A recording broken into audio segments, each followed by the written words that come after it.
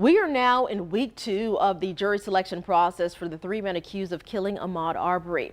Now, the potential jury pool has half the number of people needed in order to move on to the next section of this process. Renata Gregorio has been following the case. He joins us now live from Brunswick, right outside of the Glenn County Courthouse. Now, Renata, I want to talk about that number. 64 is what they're aiming for, and right now they're at 32 when it comes to potential jurors.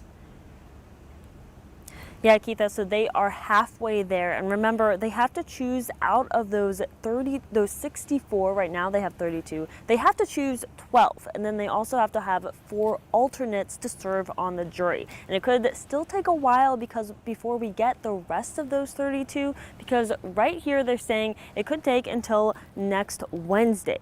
9 more potential jurors qualified Monday, just like several who qualified last week. Some know key players in the case. Ahmaud Arbery's aunt is one of the people who's not really surprised by this, considering the size of Glenn County, but she says the family is frustrated by the pace of the process.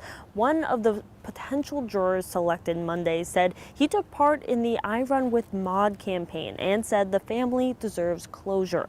Our First Coast News legal analyst LaFonda Middleton says it will be hard for anyone to truly be impartial, but at this point they're looking for potential jurors regardless of who may know who in the case.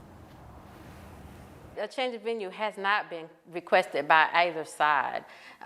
In this case, what the attorneys are looking for are jurors who can be fair and impartial, regardless of whether or not they know the defendants or not, or know key witnesses.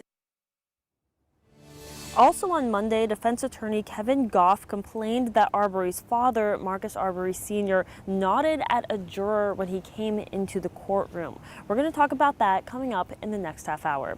Live in Brunswick, Renata Gregorio, First Coast News, on your side.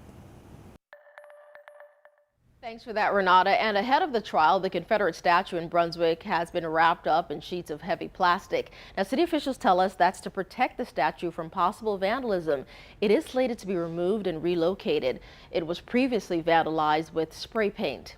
And folks, our coverage continues on firstcoastnews.com and of course on that First Coast News app. It includes answers potential jurors are giving to questions from both sides. Plus, we have been and will continue to stream the entire trial from gavel to gavel. Again, that's online for you at firstcoastnews.com. And don't forget to download that First Coast News app for instant updates.